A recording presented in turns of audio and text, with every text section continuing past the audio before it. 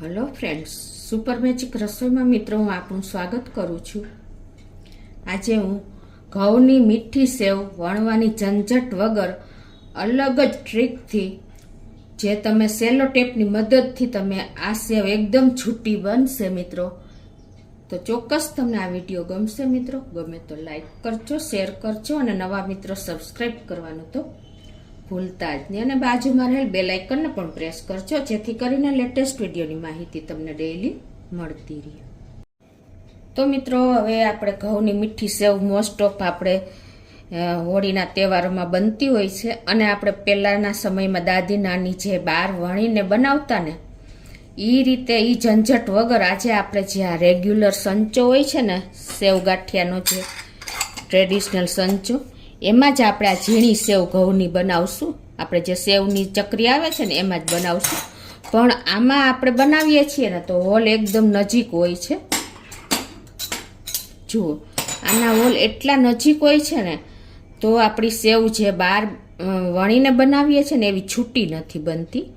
તો એના માટે આજે આપણે કાગળની મદદ અને સેલો ટેપની મદદથી આજે હું તમને અલગ જ ટ્રીકથી આ સેવ એકદમ છૂટી બને ને વણી હોય ને એવી બનશે। તો તમે એન્ડ સુધી જોડાયેલા રહેજો। તો હવે અત્યારે મેં 1 કપ લોટ લીધો છે, એમાં સ્લાઇન્ટ એવું આપણે મીઠું નાખશું એટલે જે ગળી સેવ બને છે ને એનું તમને એનહાન્સ થશે। તો પિંચ જેટલું જ આપણે 1 કપમાં મીઠું નાખવાનું છે અને તમારે જો મોણ દેવું હોય ને તો અમથું 1 ચમચી જ મોણ નાખવાનું છે। અત્યારે હું નથી નાખતી ઘી કે તેલ કોઈ પણનું, પણ તમારે 12 માસ સાચવવી હોય ને તો મોણ નહીં નાખવાનું, નહીતર શું થશે કે આપણે જે તેલ ઘીનું મોણ આપ્યું હોય ને એની વાસ બેસી જાય છે અને લાંબો સમય એટલે કે આખું વર્ષ આ સેવનો ટેસ્ટ બદલી જાય છે। એટલે અત્યારે હું મોણ વગર જ બતાવું છું। આ 1 કપ લોટ છે એને આપણે પાણી નાખી અને આવી રીતે જે રીતે આપણે રોટલીનો લોટ બાંધીએ છીએ ને એવો બાંધવાનો છે। પરોઠાના લોટથી થોડોક ઢીલો અને રોટલીના લોટથી થોડોક કઠણ એટલે કે હાર્ડ એવો આપણે લોટ તૈયાર કરશું।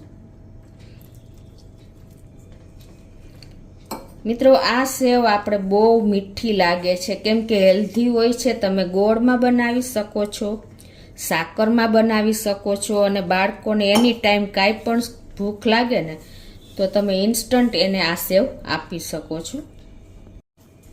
અને આ સેવને આપણે તડકે પણ નથી સૂકવવાની, તમે પંખા નીચે સૂકવી અને ઇઝીલી તમે સરળ રીતે બહાર જેવી જ વણણી હોય ને એવી જ સેવ બનશે। તો આ રીતે આપણે લોટને બાંધી લઈએ। હવે જો આપણે આ રીતે લોટ બાંધી લીધો છે, હવે એને તમારે એકદમ સરસ મસરી લેવાનો છે। આવી રીતે તમારે લોટને કૂણવી લેવાનો છે તો જ એકદમ સરસ આપણો લોટ તૈયાર થશે। તો આપણે જો આ રીતે થોડીક વાર કૂણવી, હવે આને આપણે તેલવાળો હાથ કરી અને 5 મિનિટ રેસ્ટ આપી દઈએ એટલે આપણો લોટ જોઈને એવો તૈયાર થઈ જશે।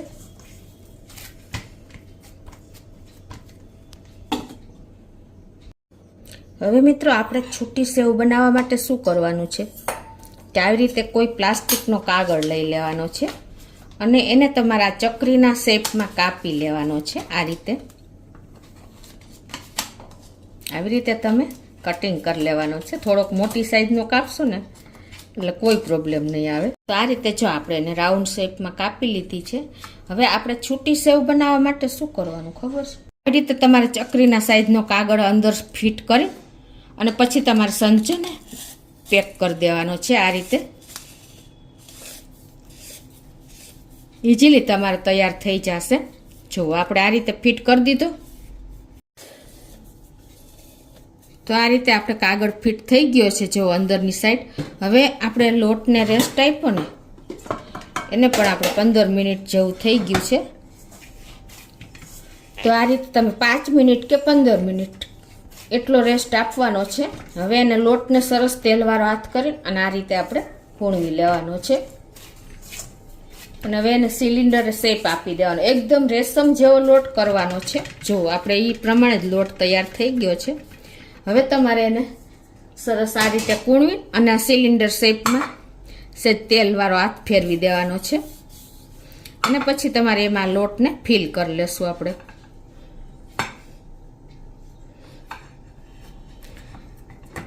અને આપણે સિલિન્ડરને બંધ કરી દેશું. સંચાને આ રીતે તમારે ફિટ કરી દેવાનો છે.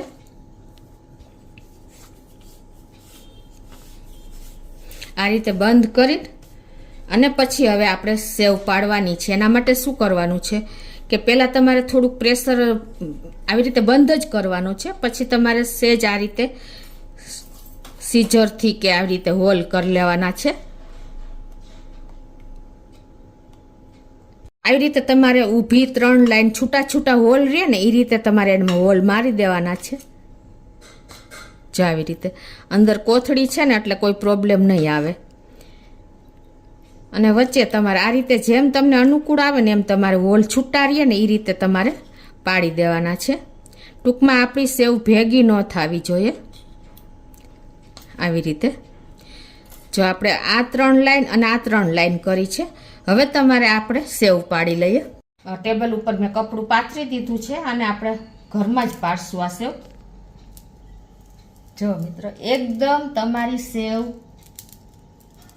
આપણે બહાર જે વણીને બનાવીએ છીએ ને એ ટાઈપની તમારી બનશે. જો સેવ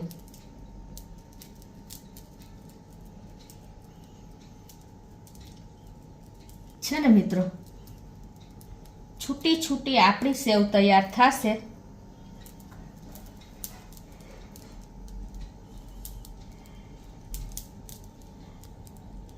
જો આ રીતે આપણે સેવને પાડી લીધી છે છૂટી છૂટી. જો આ બધી આપણે વહેણી હોય ને એટલી સરસ આપણી પડી છે સેવ.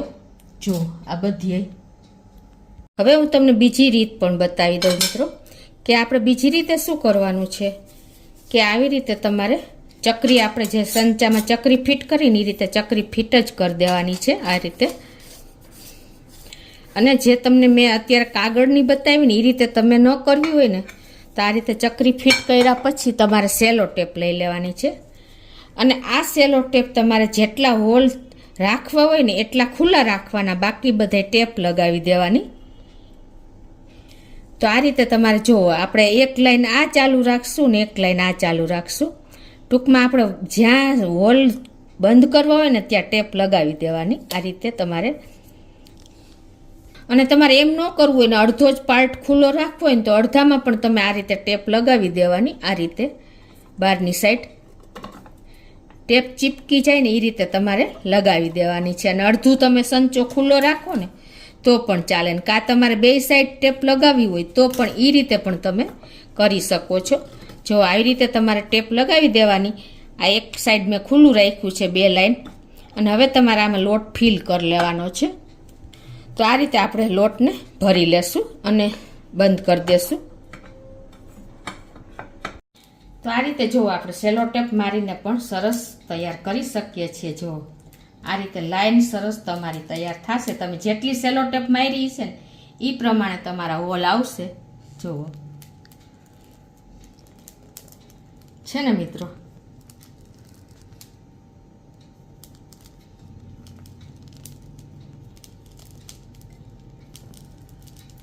એકદમ તમારી સેવ છૂટી છૂટી તૈયાર થશે. તમે સ્ટ્રીપમાં પણ કરી શકો છો અને આ રીતે પટ્ટીમાં પણ કરી શકો છો. જો છે ને એકદમ સરસ છૂટી છૂટી તમારી સેવ તૈયાર થશે.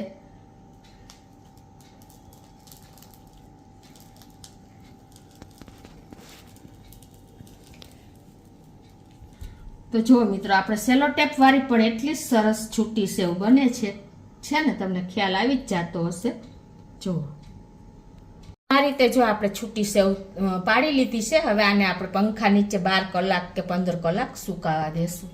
તો મિત્રો જો આપણે 12 થી 15 કલાક થઈ છે અને આ સેવ પણ સરસ સુકાઈ જ ગઈ. જો આવી તમે છૂટી એક એક પટ્ટી થઈ છે. જોઈ આપણે આ રીતે કાગળ રાખીને અને જે સેલો ટેપ રાખીને પાડી છે ને જેવડા તમારે હોલ કરવા હોય ને એ પ્રમાણે તમારી બધી પટ્ટી છૂટી જ થશે. જો મેં આ રાઉન્ડ શેપમાં કરી હતી, આ રીતે કરી છે. તો ચોક્કસ તમને મિત્રો આ વિડીયો વણવાની ઝંઝટ વગર છૂટી સેવ કઈ રીતે બનાવીને એ ઉપયોગી થશે. ગમે તો લાઈક કરજો, શેર કરજો અને સબસ્ક્રાઈબ કરવાનું તો ભૂલતા જ નહીં.